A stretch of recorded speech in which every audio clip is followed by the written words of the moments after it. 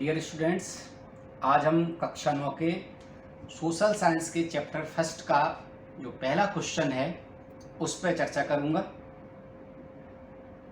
इकाई 1 जो है उसका नाम है फ्रांस की क्रांति। उसके लिए हम आपको पहले अपने वीडियो में पूरा विस्तृत समझा चुके हैं। अब उसके जो क्वेश्चन हैं उस पर यहाँ पर चर्चा करते हैं। तो सबसे पहला जो क्वेश्चन है स्टूडेंट वो है, फ्रांस की क्रांति की शुरुआत किन परिस्थितियों में हुई। ये आपकी इकाई 1 का पहला प्रश्न है। और अगर इस प्रश्न के विषय में अपन चर्चा करें तो इसमें क्रांति की शुरुआत किन परिस्थितियों में हुई, तो इससे अगर आप थोड़ा सा क्वेश्चन समझने में अगर आपको नहीं आए तो इसमें कुछ आप जो फ्रांसीसी क्रांति के कारण हैं वो ही इस पर आ जाता है कि फ्रांसीसी क्रांति की शुरुआत किन परिस्थितियों में हुई या फ्रांस की क्रांति के कौन कौन से कारण थे जिनसे ये क्रांति हुई।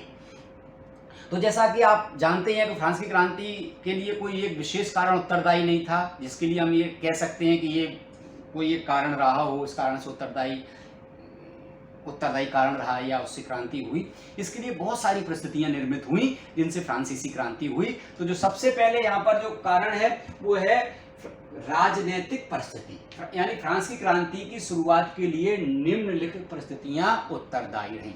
डियर स्टूडेंट्स, मैं यहाँ पर दो चीजें आपके साथ इस वीडियो में कर रहा हूँ। एक तो ये क्वेश्चन भी आपको समझा दे रहा हूँ, दूसरा ये आप पीडीएफ के ये जो हम आपके सामने लेके आए हैं इसमें आप अपनी सुविधा अनुसार क्वेश्चन को आंसर को घटा बढ़ा भी सकते हैं और हूबहू भी लिख सकते हैं। आप स्क्रीनशॉट के माध्यम से या रोक के जैसा भी आपको उचित लगे वैसा आप कर सकते हैं। तो इसका जो पहला उत्तरदायी परिस्थिति थी वो है राजनीतिक परिस्थिति, यानी जब हम फ्रांस के राजा लुई 16वें ने कुलीनों के प्रभाव में आकर, जैसा कि आपको पता है कि फ्रांस की आर्थिक स्थिति बहुत खराब थी। खराब आर्थिक स्थिति को उबारने के लिए राजा नए टैक्स लगाना चाहता था। नए टैक्स लगाने के लिए राजा को सलाह दी गई कि नए टैक्स आप नहीं लगा सकते जब तक आप जनरल स्टेट की मीटिंग नहीं बुलाएंगे। और जनरल स्टेट की जो था फ्रांस में वो उसके 3 सदन थे और 3 सदन में प्रारंभिक जो 2 सदन थे उनकी संख्या 300 और द्वितीय सदन की भी संख्या 600 हो जाती थी। तो यानी कि पहले और द्वितीय सदन मिला के 600 हो रही है और तृतीय सदन की संख्या जैसे वकील, सामान्य नागरिक, किसान, मजदूर जो होते थे उनकी संख्या मिलाकर भी 300 हो जाती थी, यानी 600 हो जाती थी। 300 प्लस 300 हो रही थी। तो जब यहाँ पर राजा ने वो तृतीय सदन के लिए लोगों को बुलाया तो उस पर क्या हो गया, मतभेद हो गए। क्या मतभेद होगा उसमें? मतभेद ये हो गए कि अब वोटिंग किस आधार पर हो टैक्स बढ़ाने के लिए, सदनवार एक सदन का एक वोट रखा जाए या हेड मतलब व्यक्ति, कितने व्यक्ति वोट डालेंगे उसके आधार पर।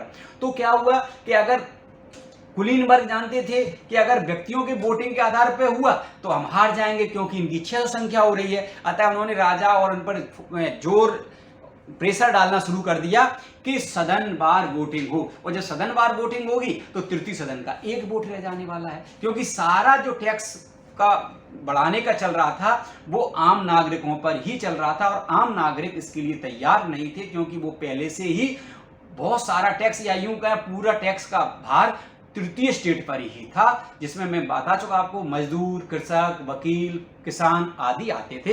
तो आप इसको समझ लें कि जब फ्रांस के राजा लुई 16वें ने कुलीन के प्रभाव में आकर तृतीय सदन के भवन को बंद करवा दिया, यानी वोटिंग पर जब विवाद ज्यादा पैदा हो गया तो राजा द्वितीय और प्रथम सदन के दबाव में आकर जहां जनरल स्टेट की मीटिंग चल रही थी वहां वो जनरल स्टेट का जो भवन था उसमें ताला डलवा दिया उन्होंने और वहां सैनिकों को नियुक्त कर दिया। तो तृतीय स्टेट के प्रतिनिधियों ने मिराबियो और आबे सीए के नेतृत्व में स्वयं को राष्ट्रीय सभा घोषित कर दिया। बोले अब हम ही हैं राष्ट्रीय सभा, और नए संविधान की शपथ ली। यहीं से फ्रांस की क्रांति की शुरुआत का जन्म हुआ। ये सबसे पहला उत्तरदायी कारण था। यहीं से आप पढ़ेंगे बच्चों, तो यहीं पे आपको एक नया क्वेश्चन यहां से मिल जा रहा है, टेनिस कोर्ट शपथ, जिसको मैं अगले वीडियो में लेके आऊंगा। वो यही टेनिस कोर्ट शपथ थी कि उसके बाहर जो टेनिस एक ग्राउंड था, जनरल स्टेट का भवन था, उसके पास एक ग्राउंड था, उसी बैठकर उन्होंने ये शपथ को ली थी। इस पर हम चर्चा बाद में करेंगे। दूसरा जो कारण है बच्चों वो है सामाजिक परिस्थिति। जैसा भी मैं आपसे ऊपर ही कर रहा था बात, सामाजिक परिस्थिति फ्रांस की ऐसी थी जिसने भी इस क्रांति को जन्म दिया, वो परिस्थिति निर्मित की जिससे क्रांति हुई। क्या कि फ्रांस की सामंतवादी व्यवस्था समाज में 3 वर्ग थे, जो मैं आपको बता चुका, प्रथम स्टेट एवं द्वितीय स्टेट। प्रथम स्टेट वर्ग में कुलीन वर्ग आते थे और द्वितीय स्टेट वर्ग में पादरी वर्ग आता था, जो संपूर्ण सुविधा संपन्न तो था, साथ ही इसके विशेष अधिकार भी थे। विशेष अधिकार मतलब इन्हें टैक्स नहीं देना, बदले में और ये उल्टा टैक्स लगाने का अधिकार रखते थे।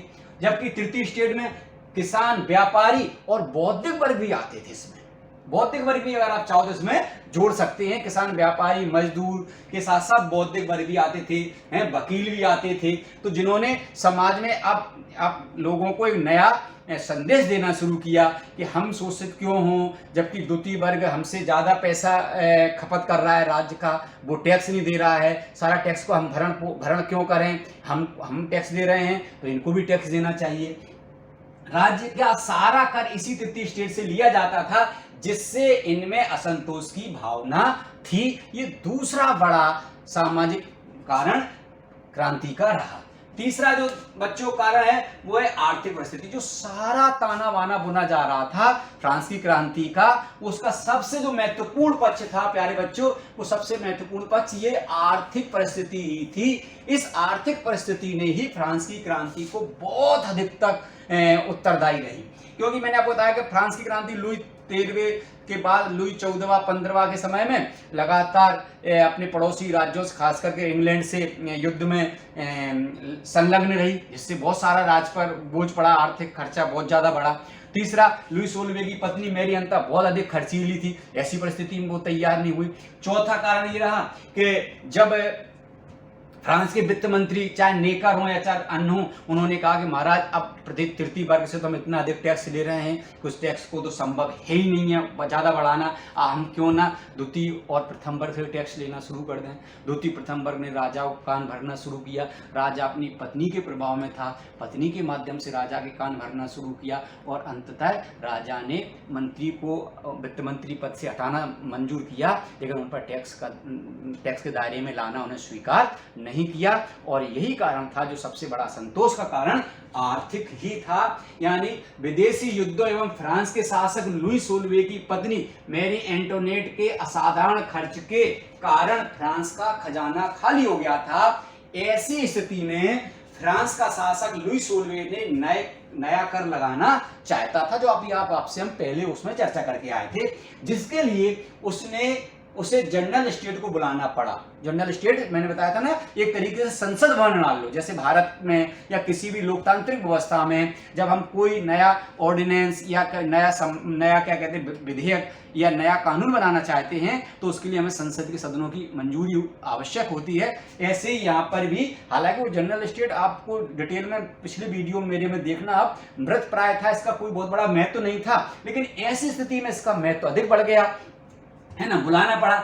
जनरल स्टेट में मत देने की प्रक्रिया पर मतभेद होने लगे, है ना, जो मैंने आपको बता दिया था कि उसमें सदन के आधार पर वोटिंग होना चाहिए या व्यक्तियों की संख्या पर आधार पर वोटिंग होना चाहिए। यदि संख्या के आधार पर वोटिंग होती बच्चों, तो प्रथम सदन और द्वितीय सदन हार जाता, क्योंकि उनकी दोनों की संख्या 200 300 थी और तृतीय सदन की अपने आप में 600 थी। तो स्वाभाविक बात है, इसलिए उन्होंने कहा कि वोटिंग तो होना चाहिए कर बढ़ाने के लिए, लेकिन वोटिंग कैसे होना चाहिए, सदन अनुसार होना चाहिए। तो प्रथम सदन का और द्वितीय सदन का एक वोट मिला के हो रहा था 2 वोट, और जो तृतीय सदन था उसका क्या, एक ही वोट आता। तो तृतीय सदन वालों ने कहा नहीं, ये दूषित प्रक्रिया है, हेड के अनुसार, व्यक्ति के अनुसार वोटिंग होना चाहिए, जिस पर ये प्रथम सदन की द्वितीय सदन के लोग तैयार नहीं हुए और यहीं से बात बिगड़ गई। लेकिन इन सबको, डियर स्टूडेंट्स, इन सबको आखिर ये सब ज्ञान दिया कैसे, तृतीय सदन को इतना कहां से ज्ञान आया, क्योंकि तृतीय सदन तो बहुत लंबे समय शोषित होता चला आ रहा था। लुई 14वां, लुई 15वां, लुई 16वां के समय में कभी भी शोषण के खिलाफ आवाज नहीं उठाई।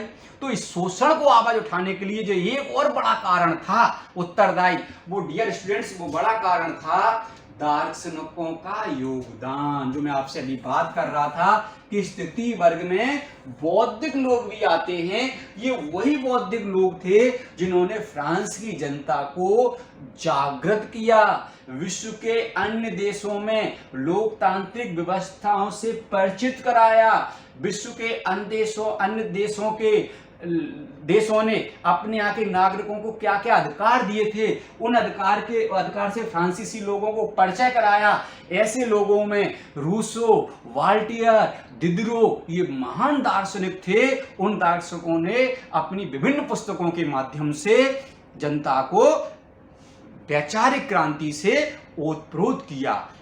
फ्रांस की क्रांति के विषय में कहा जाता है बच्चों कि लुई 16वां न होता तो फ्रांस की क्रांति रूसो न होता तो फ्रांस की क्रांति नहीं होती। तो फ्रांस की क्रांति के लिए जो परिस्थितियां निर्मित हुई उनके लिए बहुत हद तक दार्शनिक भी उत्तरदायी थे। वोल्टेयर, रूसो, डिडरो, मॉन्टेस्क्यू आदि दार्शनिकों ने राजतंत्र, चर्च एवं कुलीन वर्ग के विशेषाधिकारों पर, जिसमें सारी चर्चा चल रही है माय डियर स्टूडेंट, उस पर जो मैं आपसे बराबर कर रहा था कि इनको विशेषाधिकार प्राप्त थे कि एक तो इनको टैक्स नहीं देना पड़ता था, उल्टा ऊपर इस आम नागरिकों पर टैक्स लगा सकते थे। विशेषाधिकारों पर प्रहार कर पुरातन व्यवस्था की वैधता पर प्रश्न चिन्ह लगा दिया। ये आपका प्रश्न था जो मैं अभी आपसे चर्चा कर रहा था। ये प्रश्न है आपकी, फ्रांसीसी क्रांति की शुरुआत किन परिस्थितियों में हुई। आपके साथ में यहाँ पर आपको एक छोटा सा होमवर्क छोड़ के चला जा रहा हूँ माय डियर स्टूडेंट। जो आप चाहें तो मुझे कमेंट बॉक्स में कमेंट करके बता सकते हैं कि जो दार्शनिक मैंने बताया वोल्टेयर, रूसो, डिडरो, मॉन्टेस्क्यू, मैं चाहता तो इन बुकों का नाम लिख सकता था। ये आपके लिए होमवर्क है कि इन दार्शनिकों के इनकी दार्शनिकों की बुकों को आप मुझे बताएंगे कमेंट बॉक्स में जाकर। मैं अगला आंसर शीघ्र ही आपके सामने लेकर फिर से आऊंगा। तब तक के लिए कोरोना प्रोटोकॉल का पालन करिए, घर में रहिए, सुरक्षित रहिए, पढ़ते रहिए। जय हिंद, जय भारत।